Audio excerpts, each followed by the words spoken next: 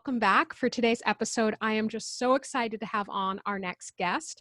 She is a fearless, honest comedian who I met here in the Pacific Northwest. I'm just really excited for this conversation because I think we're going to get some gold here.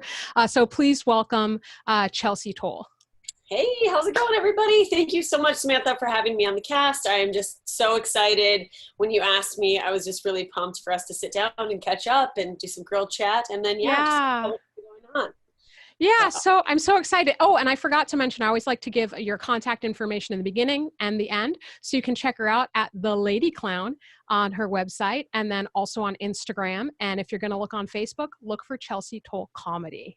Yeah, and don't worry, I don't dress up like a clown. It's just something my mom calls me, so. Was there like, how old were you when that started? I was always like the class clown growing up, Aberdeen High School, 2004 class clown.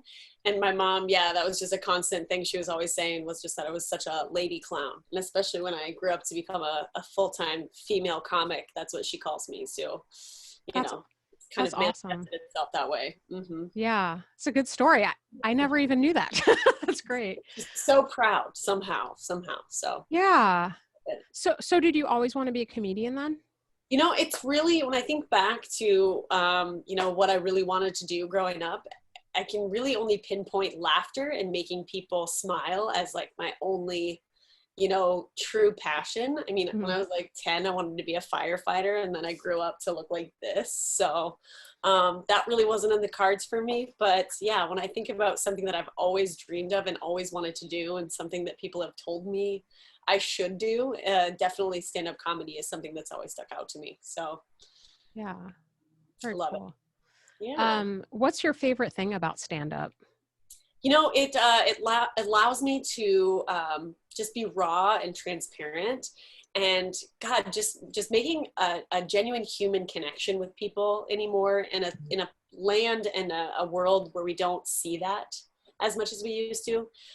Just people even going outside of their own homes to enjoy entertainment and art.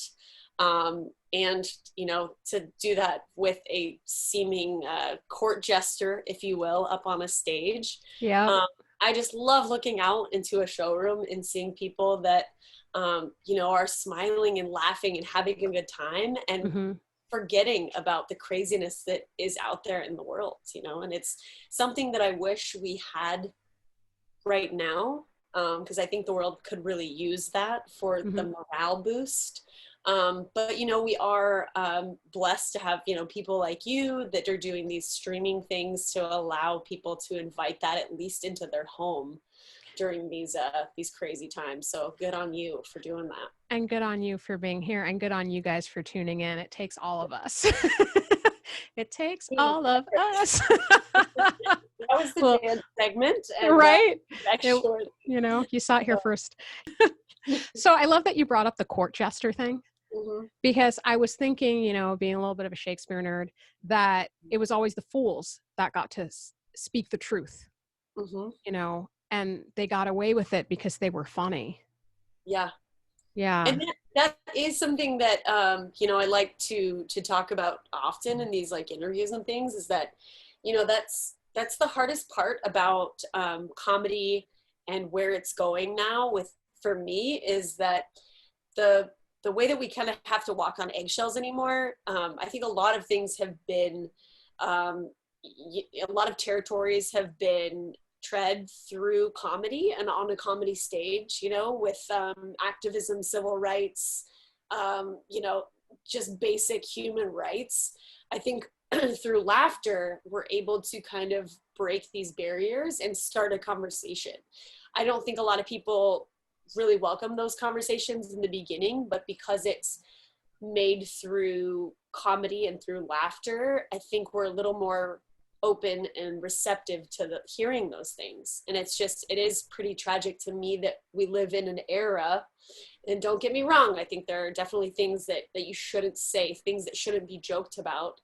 But I do think that we should not stop people from beginning a conversation. And I think that's one thing that I really like about you, Samantha, and respect about you, is that you really kind of push the envelope, not only with, being of mixed race, but being a woman, being a female comedian, and talking about mental health, which is always a really scary subject for people that maybe even battle with those things themselves, and they don't really want to hear it. They don't want to talk about it, or maybe they're struggling themselves. But by not talking about it, we're not talking about it. So I think it is important to still have those conversations as long as it's being driven for an end goal, Yeah, I so appreciate that you said that. I'm going to get a little teary-eyed, but because, for me, I don't see that in my comedy. I see my comedy still as something that I really need to work on to get at a level that, to get at the level that I can potentially, hopefully get at. But, I don't think it's bad.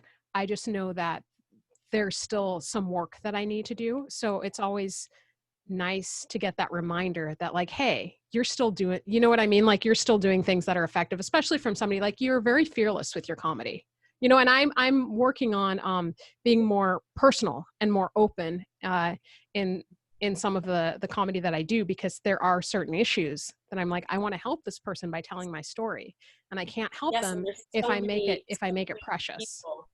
Yeah, and so many people that can relate to your story, and that's sometimes something we can't forget, and we often do, is that when we're in our own personal struggle, when we're at our darkest times, maybe our lowest low, dealing with our own demons, we don't realize how many people out there are in the same situation, in the exact same position that we are. The world and the country is in a really, really hard place right now. There's a lot of racial divide happening in the country. And I think, with your comedy, you have a way of reaching out to, young Black women in a position of almost responsibility that you have with this platform of comedy, and reaching out to those people and helping pull them through this, because it is a struggle. And I can't tell you how many times I've gotten off a stage and have had people come to me with the most specific, able to relate to a story that I had. And you never think about that when you're in it. You think you're the only one. So Yeah, when you're in it, you think you're the only one. mm-hmm. And, I'd say, what is it about humans that make us want to cover up those? It's not even, I don't even want to call it an imperfection. Yes, if you've listened to previous episodes or future ones, you may hear me say imperfection, but today I'm not, because the way that we're talking about it, it's not, I feel like it's more about the struggles that we all face in being human. Nobody on this earth gets through life without some sort of struggle. Mm-hmm. And when we can acknowledge that about ourselves, and acknowledge, kind of like the namaste, sees that in me, sees that in you. But in terms of the struggle of, we may not have the same struggle, but I can understand that and see that you are dealing with something difficult in a brave way. And that can give me courage to deal with something I'm dealing with also in a brave way. And it can give me knowledge that can give me empathy, because a lot of the knowledge that I think most people have when you're just learning from school, hopefully you get like the actual real story, but we know that may be an issue at times too. But a lot of the knowledge that people get, it's intellectual, it's theoretical. Yes. But that power, when you're on the stage and you're telling your story, there's a face to it, there's an emotion behind it, there's a real person, and it makes it a visceral thing that people can relate to. There's an emotional education that happens. Yes. And I think that's the common misconception about comedy, is that, it's this ladder in which you climb of funny, but it's really not. It's a roller coaster, as you and I both know. You take people on this wave almost. And that's something that Kermit Apio brought to my attention. He said that I have this ability to take people on such a depth of human emotion and really get them invested in my story. And then, of course, I bring it back up and I punch up so that I can get people back on board with not feeling sorry for me, but feeling empathy and feeling some sort of relation to my story. Mm-hmm. So I Yeah, think that's important as well. yeah, because I don't think I've ever heard you do a set where you're like, please feel sorry for me. You Yes. know, or I guess, you know, maybe I'll try that out. So, but you know, I think somebody could turn that funny, Yes. but it wouldn't be feel sorry for me. It'd be Oh, like making fun of the feeling sorry yeah. for, right? Like Yeah. you get up there and you're taking ownership over it. Yeah. Well, I think that's a good point too, is that I have so many people ask me, well, how do you work out something you're going through on stage? And that might work for some people, but I've learned over these last 2 years that I have to go through those emotions off stage. I have to really feel that struggle and go through it, whether it be by myself, with loved ones, with my parents, with my partner, or with my therapist. I have to deal with those things before I bring them to the stage. Because otherwise, I think the audience can sense it and they can feel that you're very much still in it, you know. Yes. And not that you can't be bare and transparent, raw and honest on stage, but you're also there to bring a good time for the audience. And I Right. don't know that that can happen when you're crying on stage. Right. I think there are certain emotions and certain experiences where if you're in it, the audience can be in it with you and Yes. you can still find it to be funny, but certain things are just so devastating. People can't be in it with you and you can barely Yes. be in it yourself, Yeah. you know? And I So, think you find that too with people that want to do the shock comedy value when something very tragic happens in the news, and the very same night they're trying to make a joke about it on stage, which has never really been my thing. So, but not knocking every, you know, people that do.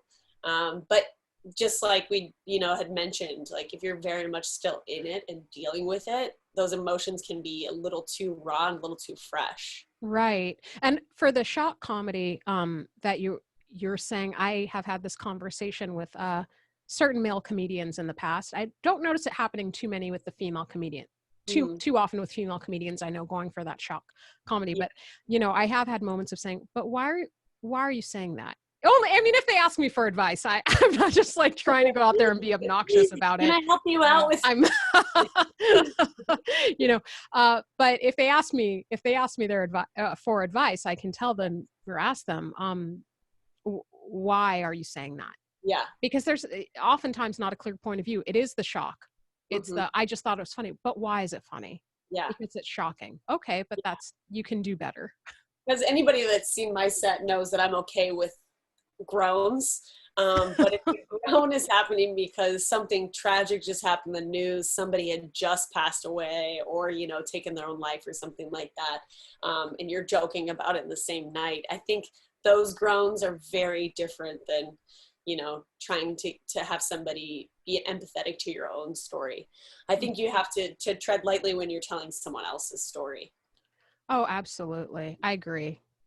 I agree. So, Um, it is I don't necessarily want to say it's a fine line, but like, you know, there is that balance, like you were saying, where we want to make people laugh. We want to talk about things. Some things aren't going to always be totally PC, but um, uh, sometimes you may, well, maybe not you, but sometimes I may feel like overly cautious. Well, I don't want to offend anybody, but you know, people will get offended by anything. So that's, I think at moments like that, I try to come back to the joke. Well, what am I really saying? I know I'm never coming from a place of like wanting to offend people. mhm. Um, and just, you know, Yeah. Yes, I do know. And yeah. that's where that joke construction comes into play, you know, Hmm. like it doesn't just have to be, you know, story, setup, punch, but at the Right. same time, it's got to be constructed in some sort of way towards that. Hmm. But Yeah. I was never really worried about offending. I'm going on a tangent here, but I suppose it's tying it back in to like the lessons and all that is the being true to yourself while being considerate of other people. yes. And, you know, I did have a person tell me that they found a joke of mine to be offensive. And I Mhm. was very surprised because I didn't find it to be offensive. And the person I wrote the joke about didn't find it to be offensive. Mhm. And I'm super mixed anyway. So I'm like, I'd only be talking about family that I don't know yet. It's just like, I'm like there, it just couldn't be offensive, but Yeah. everybody has an opinion. And I think that, well, it's just that balance of being true to ourselves. And, we don't want to offend people, but sometimes it's going to happen. I've had similar instances happen because I have a few jokes that kind of teeter that line. And I joked this last, I did a park show with Jeremy Horn a couple weeks back, and everyone else on the lineup was mixed race. And I said, well, I know it doesn't look it, but I'm also mixed. I am half white and half white trash. But the fact of the matter is, I'm not mixed race. And so I don't really have any racial jokes that could be considered offensive. But I do have some jokes, about friends and loved ones, in their own stories. And again, I don't tell their story from their point of view, but just our communication through it. My boyfriend is on the spectrum of autism, and so I have a joke about that. And I did that joke one night. It was probably the first time that I had done the joke. It was up on Capitol Hill nonetheless, and I got off stage, and a gentleman in the audience, he told me that he also struggles with Asperger's. And I paused for a good second because I couldn't get his read at first. And then I said, well, what'd you think of the joke? And he really enjoyed it. He laughed. He thought it was really clever. And I have had, people be offended at other jokes, quasi-political perhaps, gotten off stage, and they didn't murder me, so that's okay. But I definitely didn't tell those political jokes in that same state again. Oh boy. Yes, I'm glad that you were not murdered. Yeah. Yes. You guys, it's really hot right now, and that's affecting the brain waves. So I'm just going to keep this. We're humans. This fan going. It's going to be like Beyonce. Oh my gosh. Oh, that's amazing. Wow. Okay, so yes, I so rudely interrupted your Beyonce moment. No. Important PSA. I was getting too sexy. So speaking of being sexy, I appreciate that in your comedy. I find that you use it for the very sexy purpose of self-empowerment and healing, dealing with difficult issues. Can you talk a little bit more about that? Yeah. So, in the very beginning of my comedy, I just talked about surface value, very lighthearted things that I found very funny, and just my general outlook on life. But I didn't look inward because it was too early. Like we mentioned before, it was too early for me to, take hold of those issues and really deal with them in my own time. But really where I've found my voice in comedy over these last 2 years has been through talking about my own personal struggles. 3 years ago, when I moved to Seattle, I put myself into treatment for an eating disorder. I struggle with anorexia nervosa, along with depression, anxiety, post-traumatic stress disorder, borderline personality disorder. The list goes on. But these are things that I knew I wanted to talk about eventually on stage, but I knew I had to get well, I had to get healthy, and I had to save my own life before I could do those things.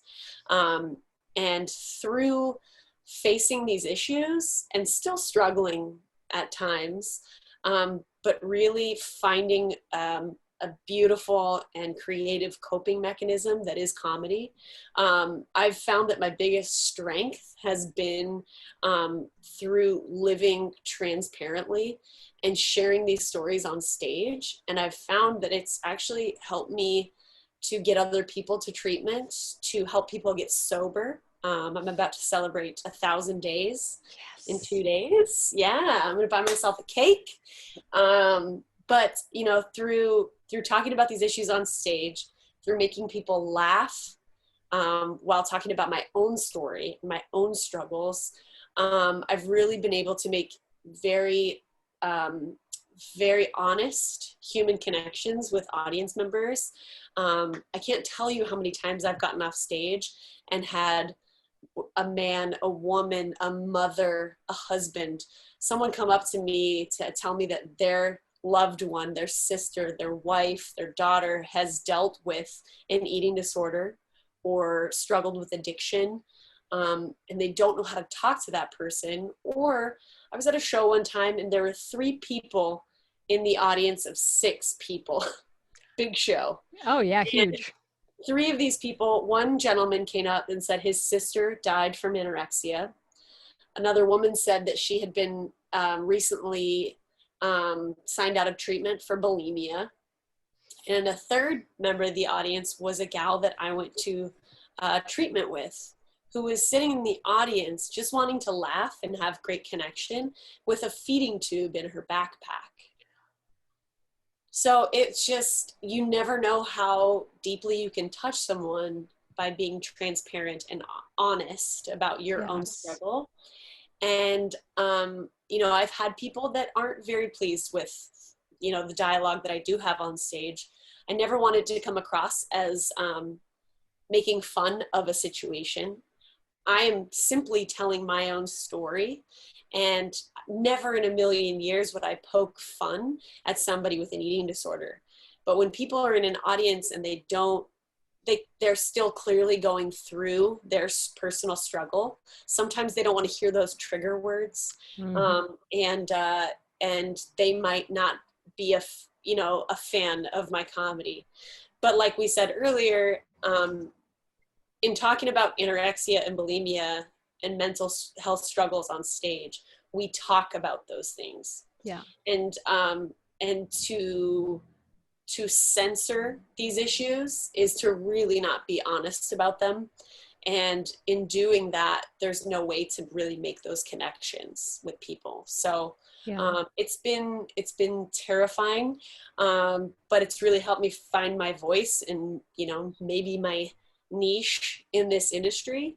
And I think it's maybe something that sets me apart. I don't want it to be something that sets me apart. I want to fit in with a whole gamut of comics that talk about addiction and mental health and things like that, because you and I had a very great conversation about the passing of Robin Williams from years back, and it's obviously something that we all have dealt with.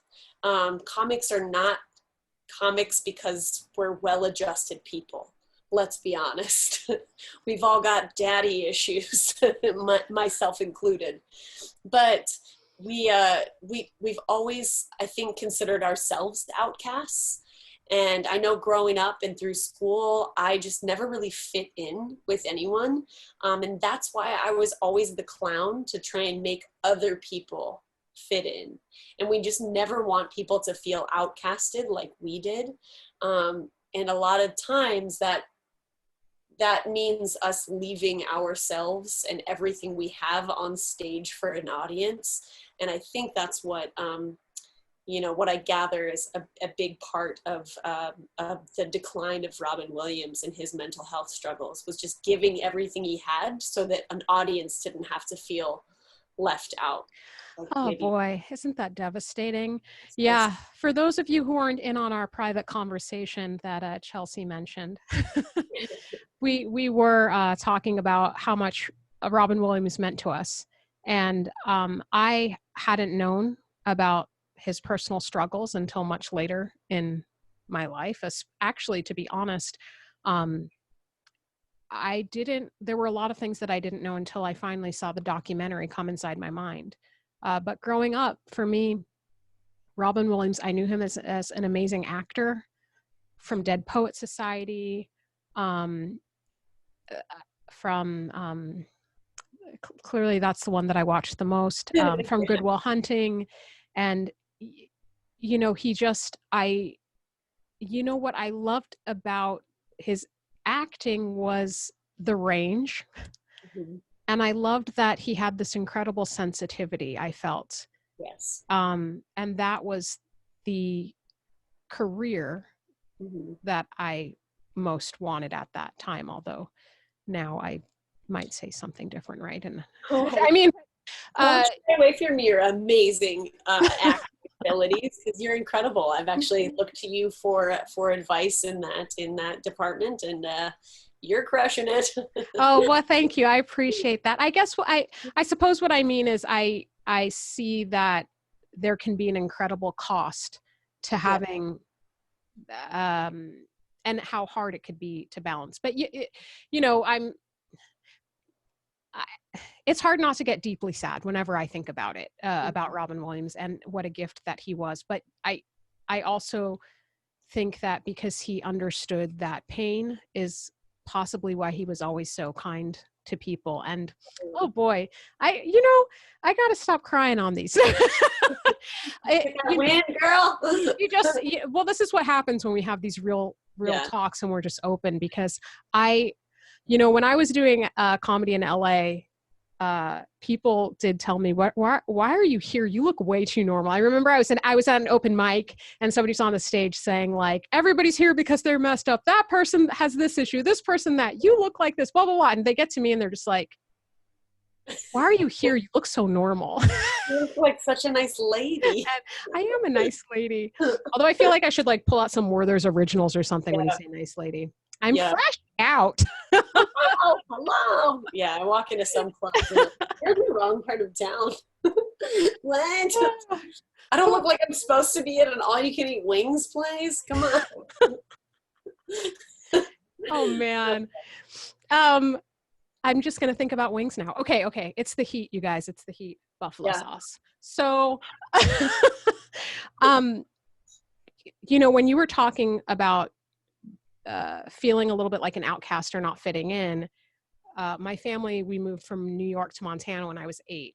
Oh, wow. So I did have a stretch of time of it was hard to make friends. And, one year, the girl who was like my best friend at that time missed school. And I sat at the table I normally sat at with her friends. And they looked at me and they were like, why are you here, Samantha? She's not here right now. Nobody likes you. Oh my God. Yep. That was in 7th grade. It was my first year in that city where we were at. City. Exactly. That's what I said. And I remember, I think I just like got up and just left and found someplace else to sit. Well, let's flash forward to like a year. Oh, and she heard about it the next day and she was furious. Right. Oh, and then flash forward a year later, I was in all these extracurriculars. I was like getting kind of popular at school. People knew me. And then that girl comes around and is trying to be my friend. Your lunch table, baby. That's right. I wasn't mean about it, but I let me look her up right now and tell her. No, just kidding. I hope she's listening to the podcast and learn from her evil ways. But, the thing about being a new kid and knowing what it's like to have people treat you like that, I definitely think I didn't realize this until later in life, but I do think that's one reason why I never want to see anybody sad. I never want to see anybody getting picked on. It's heartbreaking to see people being treated like that. So you become such a protector. I moved around a ton as a kid. My dad was in the military, and so I don't know if you can tell by my white face, but I was born in Hawaii. Yeah, so aloha. Kama Aina, baby.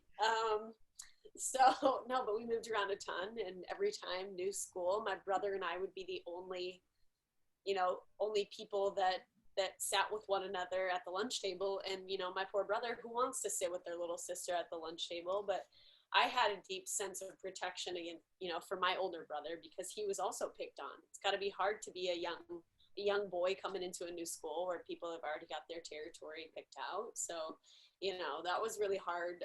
When I lost my brother, it was like my one comrade was gone forever. And so we, picked up, moved again. And I didn't have my teammate with me. And I think that's why I also have a big sense of empathy for people that are picked on and who are left out of the cool kid club. So, I think that's another addition to it. Yeah. Well, thank you for sharing that. And yet another layer of Chelsea that we get to know. Yeah. Like onion. Now. like a Shrek, yes. Like a Shrek onion. Oh, I think it's awesome too, though. You did, mention, you know, that you were doing therapy, you were taking care of yourself, you were saving your own life first and prioritizing your health. And then you also, when you got, you know, to a place where you could invest in stand up too, you got to a place where you found this great artistic outlet. Yes. I also feel strongly in the, you know, I believe in the healing properties of the arts, absolutely. And they can empower us. They can help us get in touch with our vulnerability. They can give us job skills, relationship skills, just pass the boredom. I mean, anything. There's a solution for anything in performance. I really believe it. 100%. But it is not in the place of therapy. Although I know some people, they will do their introspection and their healing along the same lines. It might be like the kind of like crack for the way in, Yes. you know, but it doesn't replace it. Mm-hmm. Well, I started doing open mics at the Comedy Underground, actually. So I was in a very intensive residential treatment for anorexia. And when I was released from residential, I was put into a partial hospitalization program. And I lived at apartments in Bellevue near the facility. So I stayed with other young women and men that were in my treatment program. We slept in these apartments, and then we'd go back to treatment for 16 hours a day. I started doing open mics at Comedy Underground when I was living in those apartments. I didn't tell my treatment team at first because they advised against it. Not only was I having to spend quite a deal of money taking Ubers from Bellevue to, you know, downtown Seattle, but also I didn't know what that would have looked like had I bombed completely. It wasn't something, like I said, I wasn't talking about treatment or anything like that. I wasn't writing jokes while I was there because I wanted to leave the cynicism behind, and I wanted to take it all very seriously and take it all in for what it was worth. And I told myself, you know, because I really didn't want to go to treatment again. I have had quite a few friends that were in and out for years and years. And unfortunately, one of my best friends, she passed away from an eating disorder 6 years ago, and she just went back and back and back. So I told myself that I need to take this all in for this first and hopefully only time in treatment. But I went and I did these open mics, and I found that it helped me such a great deal because I did okay. And it was something that I'd always wanted to do. And I knew if I was learning through treatment that if I put my mind to something, I can achieve anything. Anything. So cheesy, but it's absolutely true. And I talked with my therapist and my psychiatrist and my dietitian. I talked with my team later on and let them know that it went well. It's something that I was going to pursue again. Most of my treatment team didn't think it was a great idea.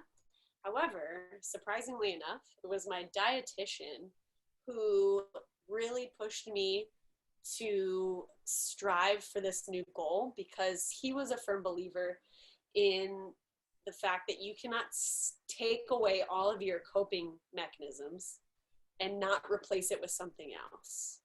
So I had three main ways of coping with stress, anxiety, fear, and trauma growing up. And that was abstinence from food, severe alcoholism, and self-harm. And those three things I had to strip away from my life all at the same time. So I needed to put something back in my toolbox, and that became comedy. And so it was really through the support of my dietitian that I kept writing, kept going Monday after Monday. I would come back to the apartment and my roommates would all be, you know, asleep and ready to wake up and have our morning snack. But I'm so glad that I at least had the support of my family, my loved ones, and, you know, my treatment team all came on board after that. That's awesome.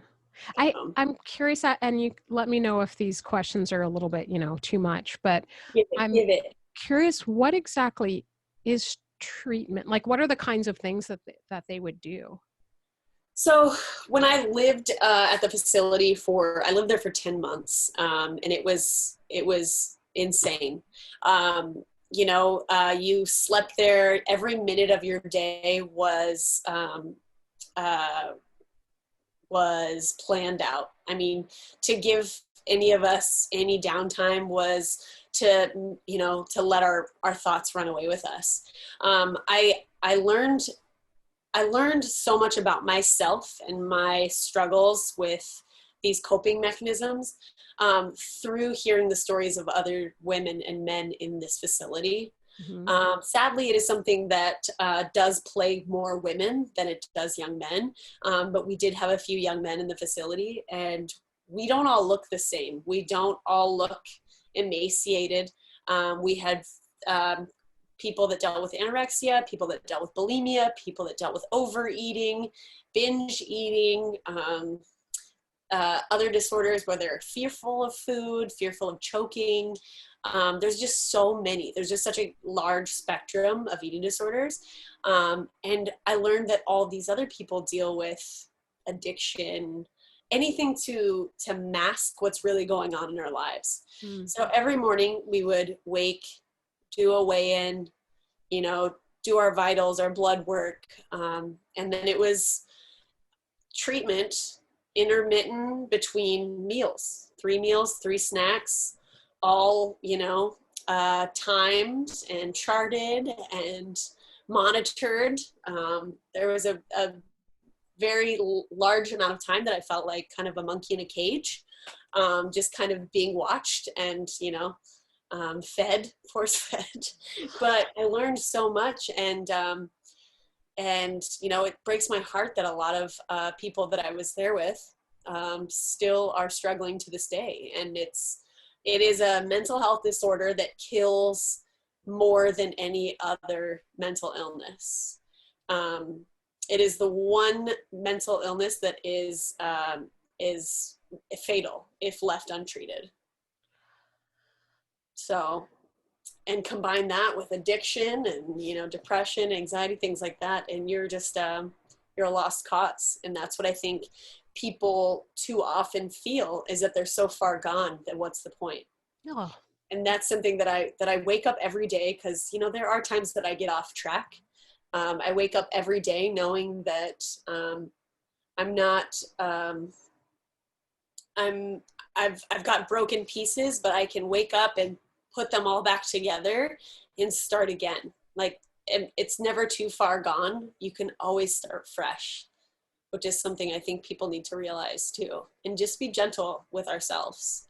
Yeah, be gentle, and there are still choices, even at times when they may be a little more limited. You still have options, you still have choices. Mm-hmm. Yeah. And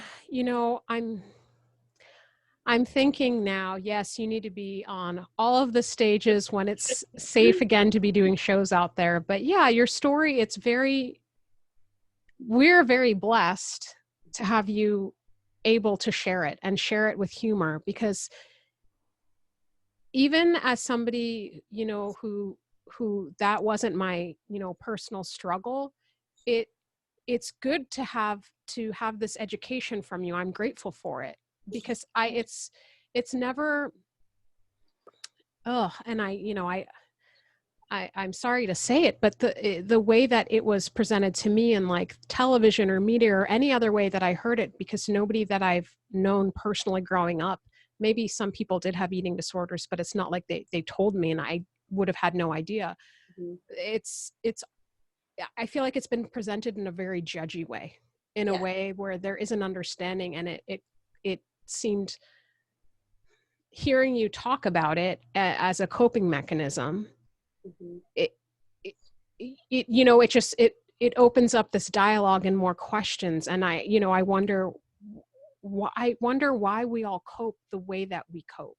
Yes. What was that first thing? Because I would think that any coping mechanism we choose to stick with initially had a good feeling, made us feel in control, made us feel, adrenaline or a rush or happiness, just something changed. And then whether or not we have a healthy coping mechanism or an unhealthy coping mechanism, I suppose that's where a difference can come in. But what are those first moments where people get the ideas for why they're going to cope the way that they do? Well, I think it's pretty common for people to also, feel these struggles and then go to a place where they learn about these struggles and then despise those coping mechanisms in which they have struggled with their entire lives. But what treatment taught me was that I needed these things to cope when I was a kid. Otherwise I would have died. There's no doubt in my mind that, and this is going to sound terrible, but there's no doubt in my mind that this eating disorder and the self-harm and things like that, there's no doubt in my mind that I needed it to get past where I was. My biggest sadness is that I held on to it for so long. That's where I'm so sad. And that's where I stress to young men and women. I say, and I've talked to a few women pretty recently, a few younger kids that I work with, that they're starting to dabble in these things. And I say, don't waste 15, 20 years of your life like I did. I understand, it's about recognizing the emotions and the feelings and the anxieties that are bringing these things to the surface. And you got to find where you can, make healthier choices. Yes. But there's no doubt in my mind that I needed something to cope when I was a kid. And it's terrible that we don't coach these things in school about emotional health and emotional safety, for children to really find something that works. Because let's face it, the world's only getting crazier. The internet is out of this world. I have two young brothers that are 14 and 18, and I cannot imagine growing up in the age of technology like they do. And so it's not getting any easier. We need to start educating children on emotional elasticity and the ability to cope with the struggles that they're having in their young adulthood. 1000%. Yes. Yes, definitely. And for some of the coping mechanisms, I feel like if it is an unhealthy coping mechanism, some of them appear for society to seem like they're healthy. So people can give positive reinforcement and make an issue worse. Mm-hmm. And once again, that's where you're saying emotional elasticity, having that ability to go inward and really be real with yourself about what it is that you're running from, or what pain it is that you're trying to not have to touch or not have to deal with. And the way that you're dealing with it, is it what's best for you? Mm-hmm. or not in the long run? Yeah. And I could see where, maybe that was theater and things like that for you in school, and using your art as a way to kind of navigate the world and your friendships with people and being the new kid. And that's what's been so interesting about comedy for me, is that it's been this tool in my toolbox where I can use it for a creative outlet, but also not abusing that, and knowing when I'm trying to push something away again, and that's exactly why in treatment I did not write. I wrote almost like a manifesto about treatment in this third person that I'm excited to maybe share someday, but it's not funny. It's not funny at all. Solo show. That's more of a spoken word type sitch, Oh, I love it. It's sad. But No, I told myself, like I said before, I was going to leave the cynicism behind. I was going to take it seriously. I was going to drink it all in. And then from there on, when I find this creative fountain, I can just let the words flow and the jokes happen, and find a way to connect to people. So It's awesome. Yeah. I love you. I love you too. You guys are witnessing our love right now. Yeah. Oh, wow. I'm looking over here to make sure, because I want to make sure she has so much good stuff to talk about. I'm like, oh, I don't want to miss any of it. Don't want to miss a thing. Right? Oh, okay. So I know you already touched on it, and thank you for the song. The serenade was gorgeous. It was original, right? Yeah. I know you already touched on this a bit, but can we talk a little bit more about grief and how having an artistic outlet can help us navigate loss? Because that is something everybody in life will experience, loss. And I don't think we don't really talk about that very much. People don't really get to grieve that much, and it's important. Yeah, I think that's something that it's hard to come to grips with, is that we will all experience, like you said, experience loss.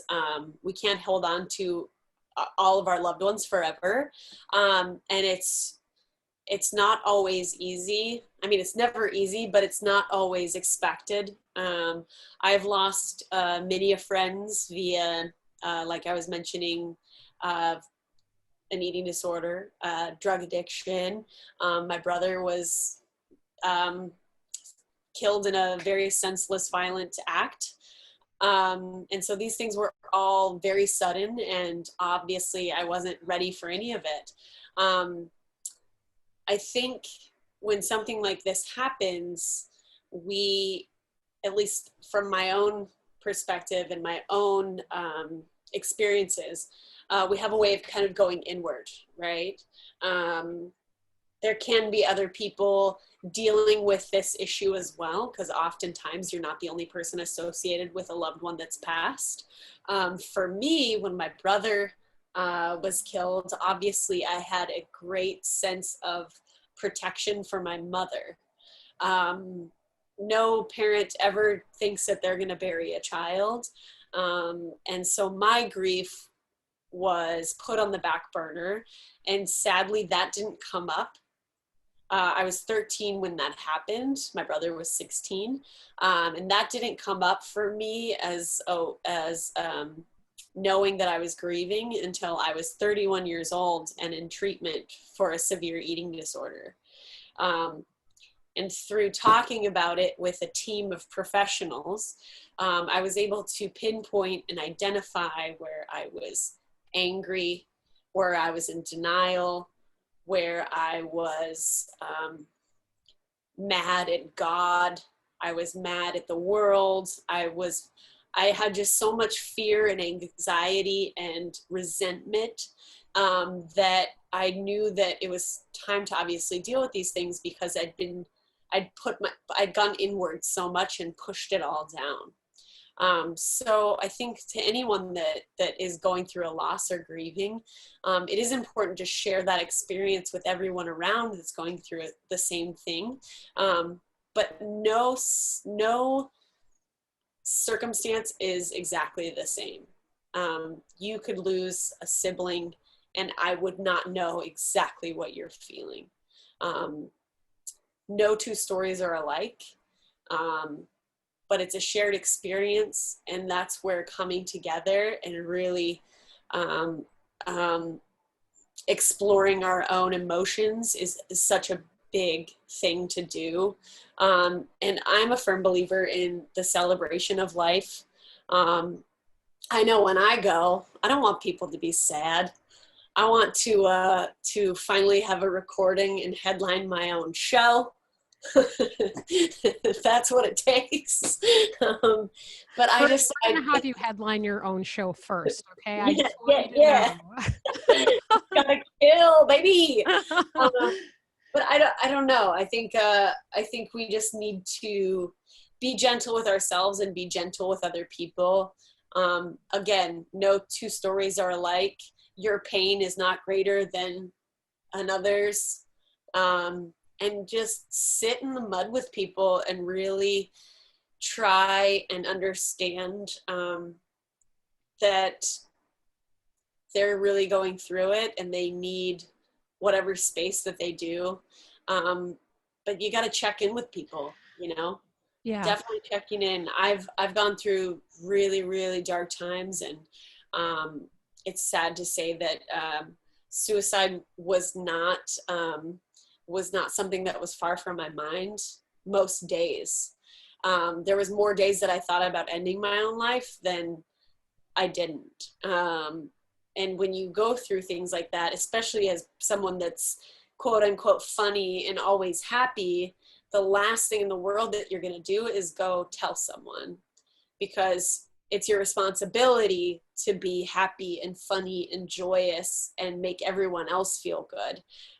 So how dare you feel sad and not give that to the world, you know? So check in with your comic friends, check in with all your friends, know that there's people out there to talk to. Suicide hotline is something that I have used on a few occasions, and I could not, rep it anymore. So check in, love often, laugh always, and know that you're not alone. There's always a hand out there. So yeah, thank you so much for sharing. I'm glad that you're here. You have to always be here, and you will have to do your special live. Okay. Yes. Seattle, baby. Have to do it live. Yeah. Yes. It's very important to see one another and see each other when we're doing well and when we're not doing well, and know that if we're not doing well, that if we have the space and the time and the healing, that we will be well. Absolutely. But I don't think anybody gets well because we say, well, you should be, get over it, jump up there now. That just makes it worse. So how long ago that was? Ugh, heard that one so many times. And that's not how grief works. That's not how memory works. And also, how is that helpful? It's like, yes, do you not think that I know? I'm the one it happened to. I was there. Jerry. Thanks for checking in. Alexa, no, just kidding. That'd be like the worst calendar things from Alexa. It'd be a malfunction. Oh, you're old.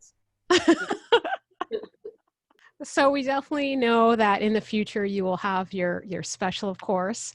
But what are some of the ways that you stay motivated, but don't put things too far out of, it's like next step, so that we don't get like overwhelmed by our big plans?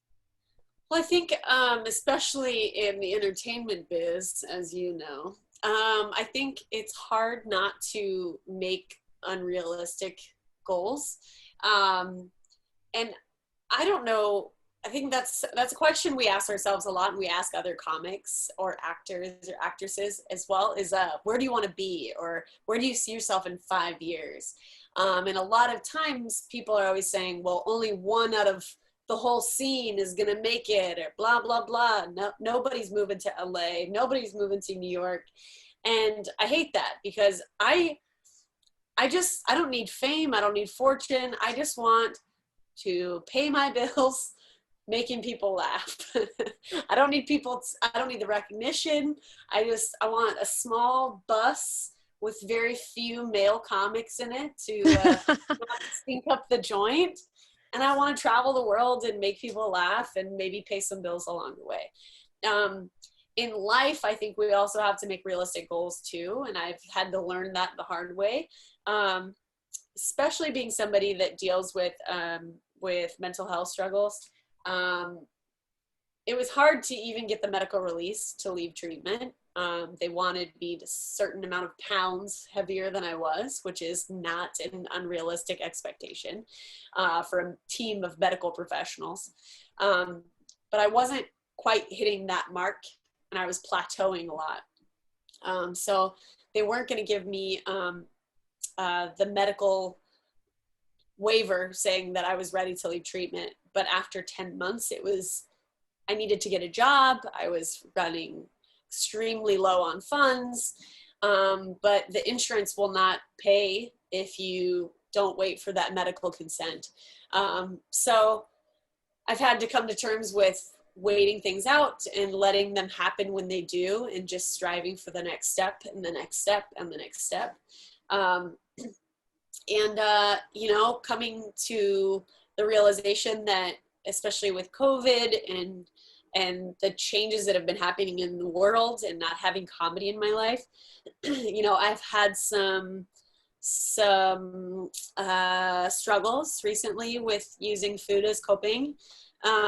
It's about getting back on track, like I was saying earlier. So I've been talking to a dietitian. We're going to strive for a realistic goal of 1.5 pounds a week.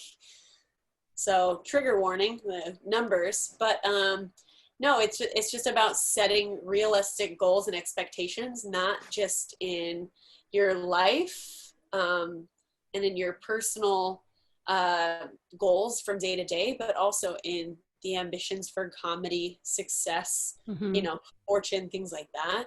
Because I think if you set the bar too high, you're not gonna, if you don't quite make that mark, it's gonna be her, a tragic realization, and maybe send you back to a bottom that you didn't know before. Right. So I found that, that's why I say for myself in my professional world, but also in life, I've got to check in do myself and realize when I am setting the bar a little too high, knowing that I need to take it in small strides. I think, yeah, that's so important to know what the bar is for you personally, what that balance is for you. And just be aware of how you work best, because, I know when I was in LA, of course, it being TV land, a lot of actors, we would measure if we felt like we were good or bad by, did we get on TV yet? And, I was thinking to myself, I struggled with that a little bit because I'm very ambitious and competitive. I can't help it.